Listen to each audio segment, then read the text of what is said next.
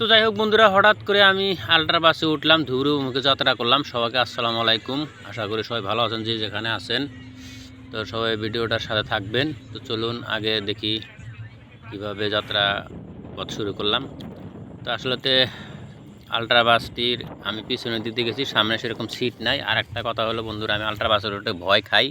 আমি সেই জন্যে পিছনের দিকে যাই, কারণ এত স্পিড, এত দ্রুত গতির চলে। আসামের বাইরে অন্য রাজ্যগুলা আল্ট্রা বাস এরকম গতির চলে নাকি আমার জানা নাই, কিন্তু আমাদের আসামে এটা প্রচুরভাবে দেখা যায় যে এত স্পিড আল্ট্রা গাড়ি চলে।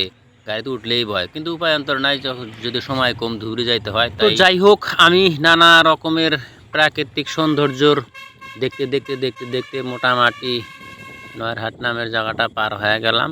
গাড়ির থেকে কিন্তু বিভিন্ন রকমের দৃশ্য আমি ধারণ করছি, সেগুলোই আপনার সাথে শেয়ার করলাম। আজকে যেহেতু সেরকম কোনো জায়গায় ভিডিও বানাইতে যাওয়ার সময় হয় নাই, আর এইদিকে পাথারের দিকে নজর করলে যেরকম নানা রকমের প্রাকৃতিক সৌন্দর্য দেখা যায়, তার সাথে সাথে বিখ্যাত খামারে বিভিন্ন রকমের ধান পাকা পরিলক্ষিত হয়েছে। গাড়িটা যেহেতু দ্রুত গতি চলছে, আমি সেই একবার পিছন থেকেই ভিডিও বানায় কাজ আমার চলতেই আছে। তো যাই হোক দর্শক, এখন মোটামুটি আমি কি পেয়ে গেলাম আর কি, যেটাকে নয়ারহাট বলে। তো নয়ারহাট এখানে একটি ভালো জায়গা, একদম ছোটো মোটো একটা টাউনের মতো হয়ে গেছে। ন্যাশনাল হাই রোডের সাথেই বাজার। এই দিন যেহেতু আজকে দুপুরে ভালো একটা রৌদ্র দিছিল, সেই জন্য বাজারে খুব মানুষের সমাগম দেখা গেল। আর এখানে সবসময় আমি দেখি, অন্য সময় ভিডিও ধারণ করি নাই, কিন্তু আমার চোখে পরিলক্ষিত হয়েছে এই বাজারটাতে সবসময় একটা মানুষের ভিড় ভ্রান্ত দেখা যায়। যেহেতু এখান থেকে আবার শোলমারি যায়, আর অন্যান্য জায়গায় যায়, তামুকবাড়ি যায়, বিভিন্ন জায়গায় যায়। এখানে গাড়িটা একটু থামালো, তো আবারও ধীর গতিতে গাড়িটা ছেড়ে দিল।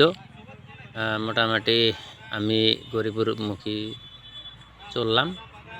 এখানে দেখেন এক বন্ধু উঠছে, মানে চানা বাদাম নিয়ে। তো আমাকে বলল, কিন্তু আমি একটা আমার মানে হ্যাবিট আছে, গাড়িতে উঠে আমি কোনো জিনিস খাই না। হ্যাঁ খাই, যখন কোনো ক্ষুধার্ত অবস্থা হয়ে যায় তখন হয়তো কোনো দোকানে রুটি আর খাইলেও আমি বিভিন্ন জিনিস লক্ষ্য করি, এটা আপনারাও নিশ্চয় করেন সবাই। দোকানের পরিষ্কার পরিচ্ছন্নতা দেখি। তো চলতে চলতে বন্ধুরা, ইতিমধ্যে দেখেন আমি আশা করছি একেবারে বকরিবাড়ি, যেটা ওভারব্রিজ মহামায়া, সেই ওভারব্রিজের উপর দিয়ে যাচ্ছি। তো খুব ভালো লাগছে এখানে। আরও বিভিন্ন রকমের গাছ, গাড়ির থেকে যে ভিডিওগুলো বানাই, ভিডিও হতেছে আমার এমনি খুব ভালো লাগছে।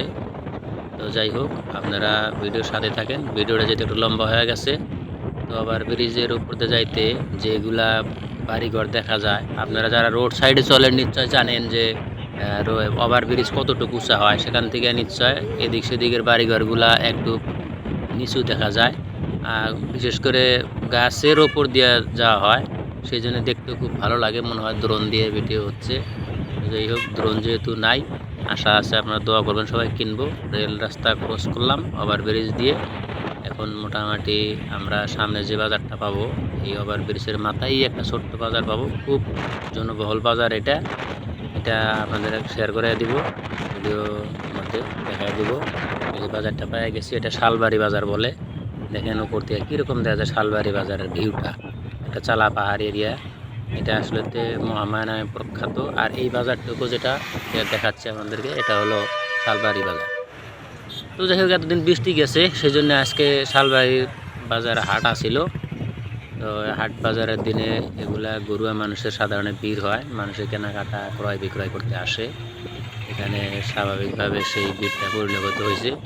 এরকম গরুয়া আঞ্চলিক বাজারে বহুদিন বাদে দেখলাম। এখন যেহেতু বিভিন্ন এলাকা ছোট ছোট বাজার হয়ে গেছে, সাপ্তাহিক বাজারের প্রভাবটা কমে গেছে। তো যাই হোক, এটা দেখলাম দেখেই পরিলক্ষিত হয়েছে মানুষের ভিড়, শেয়ার করে দিলাম। তারপরে আমি চলতে চলতে সাতাগুড়ি এরিয়া পার হয়ে আসলাম। এখানে একটা জিনিস ভালো লাগছে বন্ধুরা, এটা একটু বলি, ন্যাশনাল রোড থেকে অনেক গাড়িগুলা ভালো একটু দূরত্বে আছে, যেটাই ভালো। রোড সাইডে বাড়ি থাকলে নানান রকম ঝঞ্ঝাট সৃষ্টি হয়, গরু ছাগল হাঁস বিভিন্ন জিনিস বাচ্চা, এগুলো নিয়ে অসুবিধা। এই জন্য রোড সাইড থেকে খুব দূরে বাড়িগুলা থাকলে ভালো লাগে, এটা স্বাভাবিক কথা, সবই জানে। আমি একটু শুধু স্মরণ করি, এটা তো গাড়ি যেহেতু তীব্র গতি চলছে, এদিকে ধান কাটাকাটির মৌসুম, রাস্তাঘাটে দেখেন ধান শুকাইতেছে মানুষ, খ্যার এগুলা খুব একটা মানুষ ব্যস্ততা দেখা যাচ্ছে।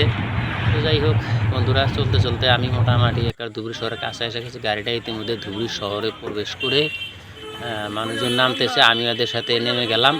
এখন আমি চলে যাব আমার নিজস্ব কার্যক্রম, যে গন্তব্য সেখানে চলে যাব।